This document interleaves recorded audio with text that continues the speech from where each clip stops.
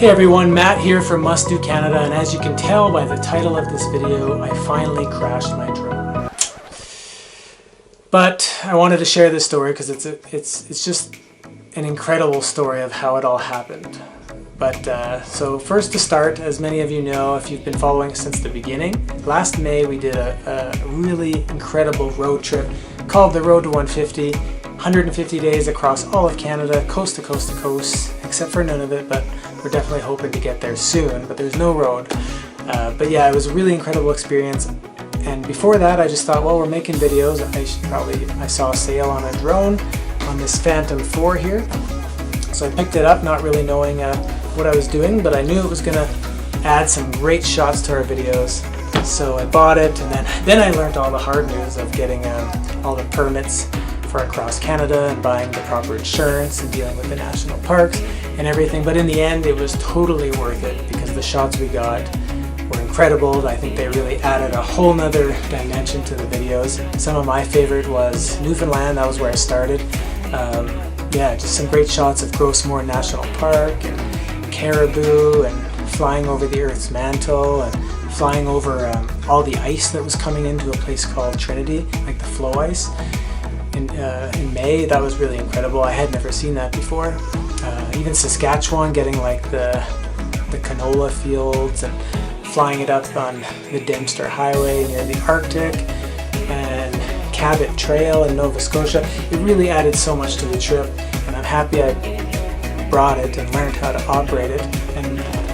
But I finally crashed it, but not in Canada, in Mexico. So the first time I actually almost crashed it was actually on like day 6 or 7 in Newfoundland, flying over in Grossmore actually, from a moving boat. That was my first time, so that's adds some danger to it for sure. Thankfully we had the boat all to ourselves, so because it was kind of gone, couldn't see it anymore in the fog. And then the guy I was with was like, why don't you just hit return to home? So not thinking I hit it, and it was actually going further, but it's coming down, and I was like, what's going on? And then I realized it was actually it was returning to where I had launched it, but who knows where that was because we're on a moving boat, so it would have just landed in the middle of the ocean. So thankfully, like, I was all nervous, but I hit the exit button to stop that, and then we got the captain to turn around and find it, and then I landed it on the boat. So thankfully we got it back, but it was that was a close call that time. I think I learned my lesson there. Until, of course, I didn't.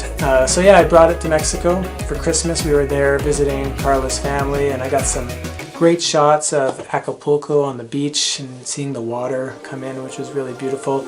And then in a really cool colonial city called Guanajuato. I think I'm saying that right. I'm sure Carla would say it better. But it's one of the most beautiful colonial cities in Mexico, maybe the world. But then just getting some drone shots there of all the colorful homes and churches and stuff like that, and yeah, that was really great. And then of course we went to the place. The whole reason I brought it to Mexico was to capture a place called Huasteca. So we have some friends there. It's north of Mexico City. It's really, really beautiful. It's in the middle of the jungle with waterfalls and turquoise rivers. It's an adventurer's paradise. It really attracts like kayakers and rafters, mountain climbers. It's an amazing place, and that's why I brought the drone, specifically to capture all the waterfalls there. And pretty much the first flight is when I crashed it. So there's this area where you go to jump off the waterfalls. It's probably the most popular activity in the area. You basically walk out, you jump off a waterfall, and you swim to the next one. You keep jumping off, and there's all kinds of them. So I wanted to get this on drone. So we're standing in the middle, and I start flying it out so that you can see us and get some perspective. And then you see all the beautiful waterfalls one after another. They start to appear on the camera. It would have been a great shot. And but I'm looking, I guess, I don't know what I was thinking. It's in the middle of a canyon, so there's some danger there anyways. And I don't know if I thought I was higher than the mountain, which, you know, doesn't even seem realistic now. But I'm looking at the thing, and I go out, and then I decide to start panning it across, not thinking how close maybe the walls of the canyon are. And the two guys I was with, I didn't tell them to maybe keep an eye on it for me. So they were also like, we're all stuck on this, looking at the phone to see the waterfalls, not thinking of the drone. And then thankfully my friend Ricky looked up last minute and was like, oh man, you're gonna crash your drone. And then I did.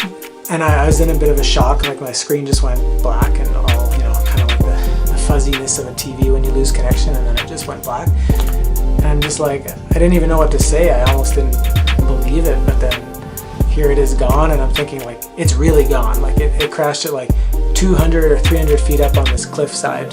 But like, what are you gonna do to get it? If anything, it maybe crashed and fell into the river and is gone.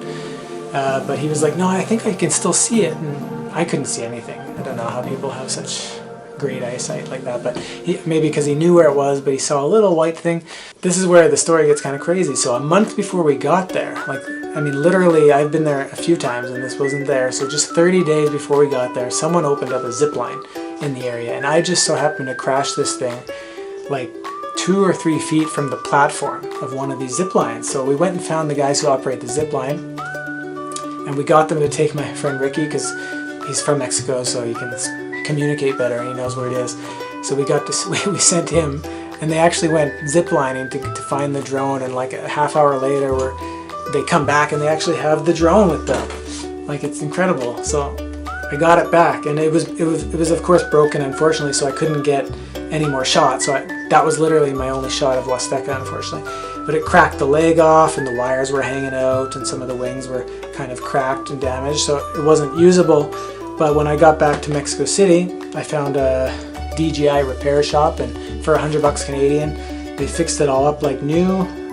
They looked through it all, so it's basically a brand new drone now, and I got it back. So it's a lesson learned. I'll definitely be more careful from now on, but just really incredible. Like, what are the chances of not only crashing it that high up and it sticking on a branch? Like, they said it was hanging on one branch, like some wind would have knocked it off.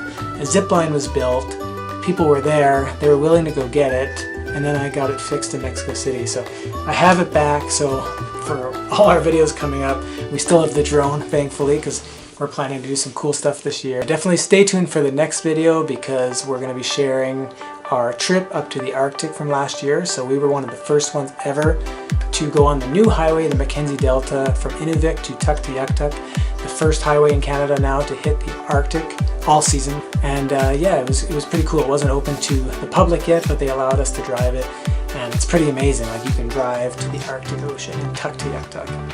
Really cool. So that's our next video. Stay tuned. If you like this channel, hit that subscribe button, give me a thumbs up, leave a comment. I respond to all of them, and we'll see you in the next video.